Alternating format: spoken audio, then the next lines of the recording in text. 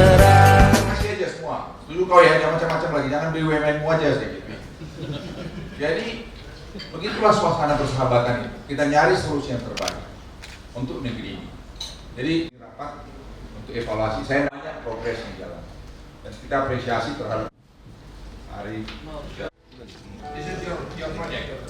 Maybe you can explain by a little bit.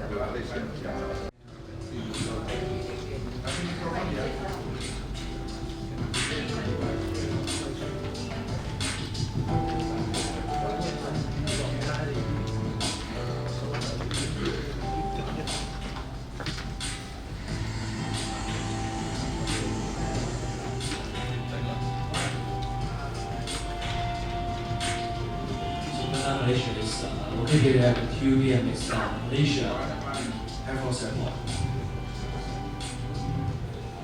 This is more than 3.5 shops in the Bandar Malaysia. It shows more than the future city, new city in the world.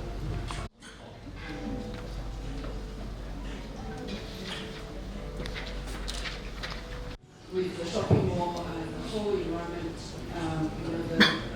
linked together. It's the most advanced design, by American design company. We already have two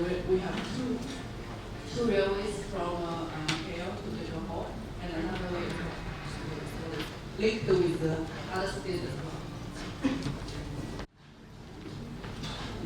They have a lot of underground shopping area. On the ground, there is people because they have a very nice garden, rivers, and they have the transportation just next to them, very convenient to link all the key transportation in other cities. And you can also have the river go to everywhere if you want. And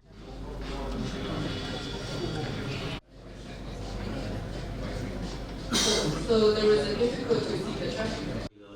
Kepala Bapeda, rekan-rekan Eselon 1 dari kementerian dan lembaga, para bupati yang saya cintai dan saya banggakan, para tenaga kelompok ahli Dewan Pengarah, dan rekan-rekan semua yang saya cintai dan saya banggakan. Puji syukur kita berdatang dari Tuhan Yang Maha Esa.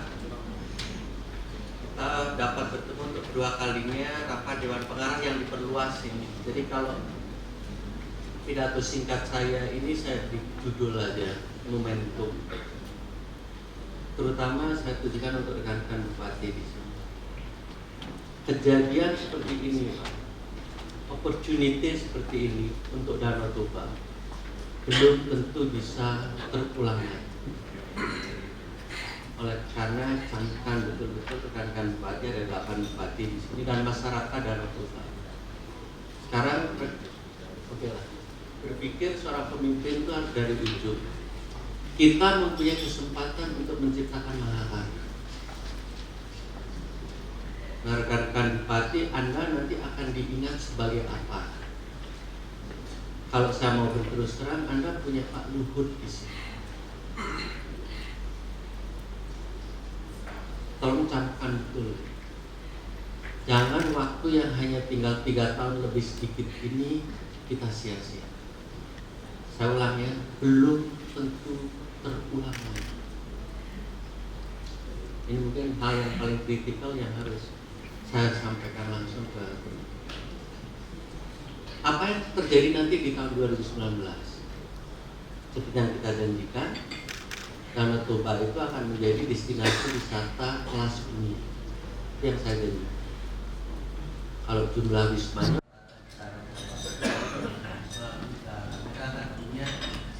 pada silakan sekali tidak bersesuai.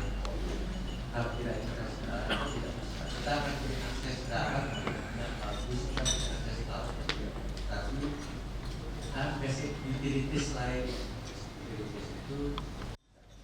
Oke, paling untuk taman bunga ini Pak Kepala Bapeda, tolong Anda buatkan surat dari Gubernur kepada Menteri LHK agar ini dialokasikan untuk taman bunga. Jadi saya inginnya bantu masuk, karena kalau top down belum tentu apa yang kita inginkan terjadi. Takut Pak ya Pak. Diwakili oleh Pak Sesman dan Pak Deputi juga. mohon ini ditarik ke Kemenkumham. Sudah tidak jalan dan pada saat ini sangat kritis. Kita harus submit itu November. Sampai saat ini belum ada kepastian. SDM ada nggak ya? Nggak ada, bahkan kan Anda. SDM di bawah Kemenkumham. Pariwisata di bawah kita juga. Lalu yang lain yang terkait adalah Kemendikbud dan LHK. Nah, nanti mohon diundang oleh Pak Menkumham. Saya rasa kalau Pak Menkumham ini paling tepat sudah. Ditunjuk Pak Safri atau nanti siapa yang minggu depan aja dari Jakarta. Pak Ari. Nah ini kritikal yang ketiga. Dilakukan lebih awal kepakaran itu sehingga nanti seperti target yang disampaikan oleh Bapak Menko diharapkan di tahun depan kita sudah bisa memulai konstruksi. Terus isu kedua sebetulnya ada beberapa isu yang sering menjadi pembahasan di Toba kaitannya dengan elaborasi sepadan dana. Saya pikir ini perlu studi yang komprehensif mulai terutama bagaimana 50 meter itu bisa kita implementasikan baik itu untuk existing maupun nanti untuk development ke depan. Karena kita tidak ingin nanti ada orang yang datang yang membeli tanah atau membangun sesuatu tapi ternyata tidak efektif karena peraturannya mengunci. Beberapa hal yang menjadi tanggung jawab Angkasa Pura.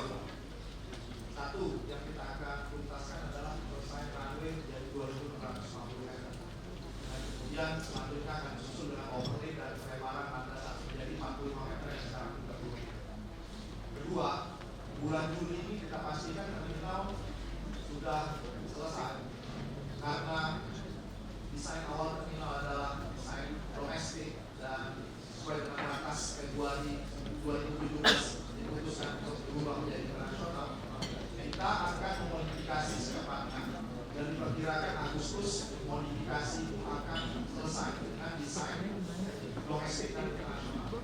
Nah untuk selanjutnya yang ketiga yang paling penting adalah hubungan dari stakeholder lain yaitu dari CIQ, Custom, Immigration dan Karantin yang juga sudah dikoordinasikan oleh tim yang lain dan rekan-rekan dari pemerintah daerah dan juga dari Kementerian Pariwisata.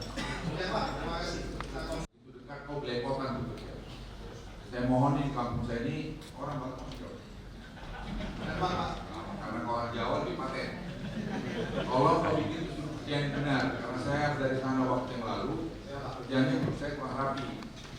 Untuk izin Pak Menpak, tadi saya sampaikan bahwa R6 support program ini, namun untuk mencapai internasional airport pada ini menggunakan alat navigasi yang ada saja, yaitu dengan pendekatan dengan BOR dan pendekatan dengan satelit. Itu sudah saya bicarakan dengan para airline. Lalu untuk ILS kita akan alokasikan dananya di tahun 2018. Namun untuk bangun ILS ini kami butuh lahan, yang mana lahan ini masih berjalan dan ini kami akan nanti kepada Pemda. Karena kami butuh lahan dari depan ujung runway sampai 1.200 meter dengan lebar 300. Nah, kemarin ada pembicaraan rapat di Kementerian Pariwisata bahwa kita harus mundur lagi ke belakang dari turning away-nya agar bisa memasang ILS, gitu ya. Nah, kita sarankan Pak agar dimulai dari turning away saja misalnya ILS itu, karena kita di ujung landasan masih punya 2.000 meter lagi, 2.000 meter lagi.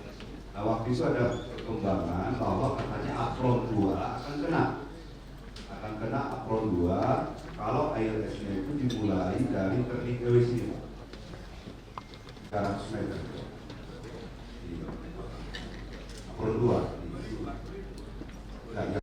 dengan biaya sekitar kalau pergi itu 4 juta rupiah lah. Dibanding jalan darat itu bisa makan waktu 2 jam sampai 4 jam.